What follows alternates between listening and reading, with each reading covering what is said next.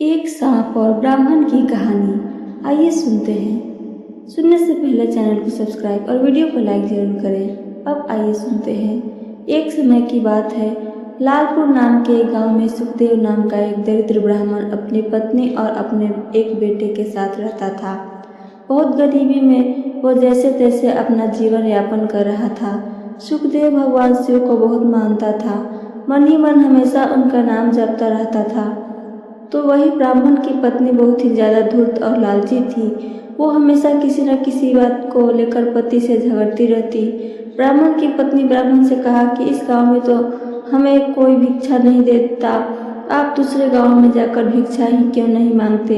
इस तरह दरिद्रता में हम कब तक जिएंगे? ब्राह्मण ने उत्तर दिया कि मैं अपनी तरफ से कोशिश तो करता ही हूँ, अब अगर मेरी किस्मत में ही सुख नहीं है तो मैं क्या करूँ? ब्राह्मण की पत्नी बोली, आपकी बातें खाली बड़ी बड़ी निकलती है, करने के नाम पर कुछ नहीं। घर में बैठकर क्या करेंगे? जाओ बाहर और कुछ कमा कर लाओ।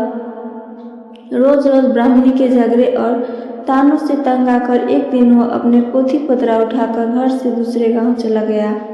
उस गांव में जाकर भगवान कथा सुनाने का प्रयास किया, लेकिन कोई उससे कथा सुनने को तैयार न था। ऐसे में दुखी होकर वो वापस अपने घर लौटने लगा। रास्ते में एक पीपल के पेड़ के नीचे जाकर विश्राम करने लगा। उस विशाल पीपल के पेड़ की जड़ में एक काला नाग रहता था। ब्राह्मण मन ही मन सोच रहा है, हे भोलेनाथ, यह आपकी कैसी माया है? मैं आपकी कथा सुनाकर अपना घर संसार चलाना चाहता हूँ, लेकिन मुझसे तो कोई कथा सुनने को भी तैयार नहीं है। मैं क्या करूं? प्रभु, अब तो आप ही मुझे कोई रास्ता दिखाओ। हे प्रभु, मैं यही इस पीपल वृक्ष के नीचे बैठकर कथा कहता हूँ और आप ही मेरी कथा सुनो, क्योंकि और तो कोई सुनता नहीं है।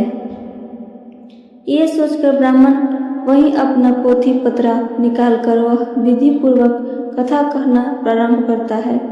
ऐसे में पेड़ की जड़ में बैठे वो नाग कथा सुनने लगता है। पूरी कथा को वह बहुत ध्यान से सुनता है।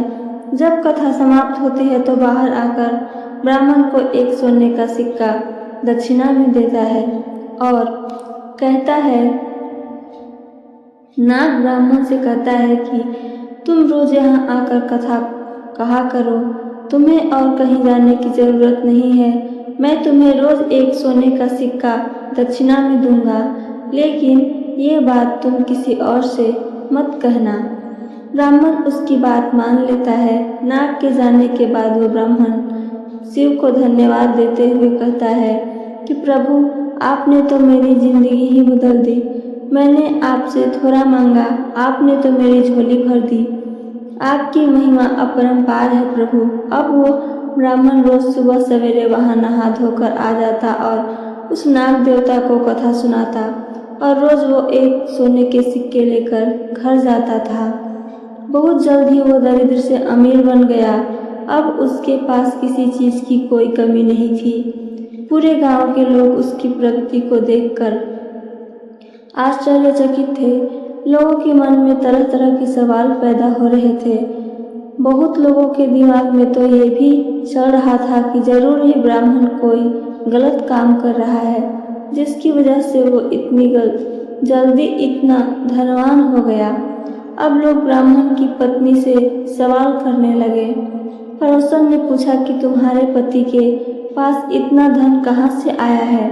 आखिर ऐसा कौन सा काम करने लगा है? वो ब्राह्मण की पत्नी बोली, वो दूसरे जगहों पर जाकर कथा सुनाते हैं, उसी से उन्हें जो धन मिलता है वो ले आते हैं। पड़ोसन ने आश्चर्य से कहा, कथा सुनाने के लिए इतना धन भला कौन देता है? अब तो उसकी पत्नी के मन में भी कई सवाल उठने लगे। तो वो पति से पूछने लगी कि इतना धन आपको कौन देता है?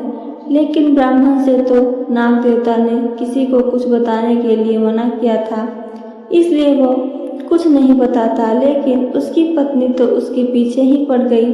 वो हर जिद करने लगी जिससे ब्राह्मण सोने के सिक्के के बारे में उसे बता दे कि वो कहाँ से आता है।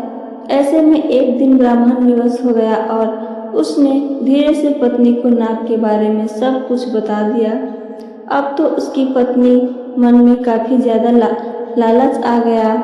उसने सोचा कि ज़रूर उस पीपल के पेड़ के नीचे कोई खजाना है जहाँ से वह नाग सोने की मुहर लेकर देता है।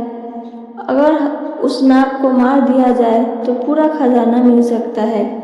इसलिए ब्राह्मणी ने अपने पति को खाने में नशे की दवा मिला दी, जिससे सुबह को उसकी नींद ही नहीं खुली और उसने अपने जवान बेटे से कहा, सुनो बेटा, वहाँ पीपल के पेड़ के नीचे रोज तुम्हारे पिता कथा कहते हैं, जिसे सुनने के बाद एक नाग सांप आकर उसे सोने का सिक्का देता है। उस पीपल के पेड़ के जड़ में जरूर कोई खजाना दबा हुआ है।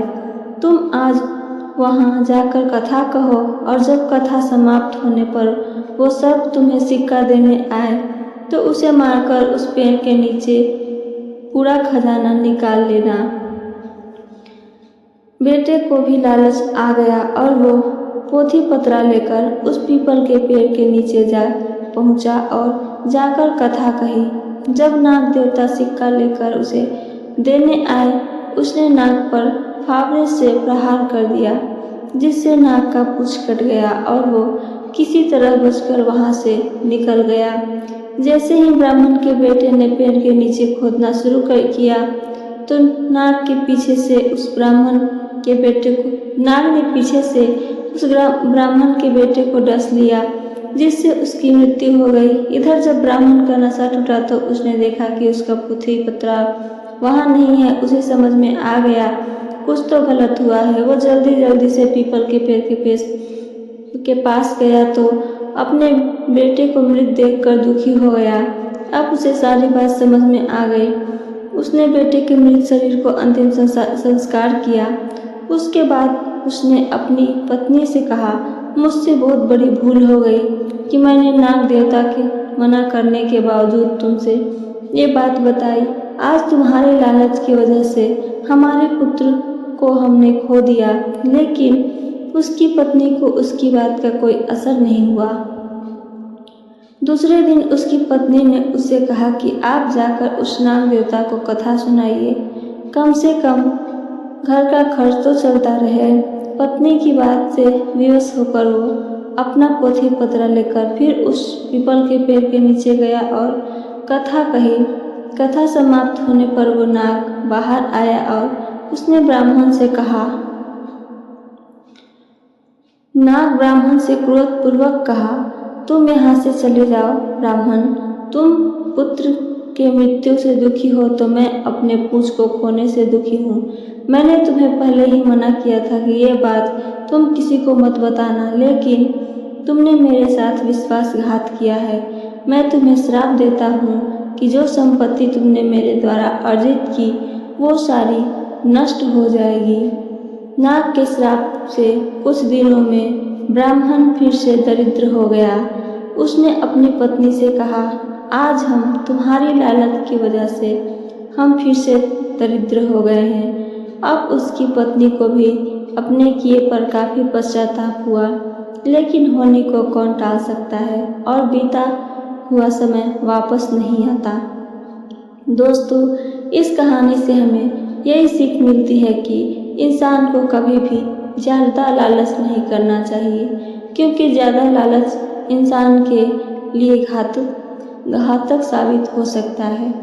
हमारी कहानी पसंद आई हो तो मेरे चैनल को सब्सक्राइब और वीडियो को लाइक करना ना भूलें। साथ साथ अपना कमेंट भी करें। सुनने के लिए धन्यवाद दोस्तों।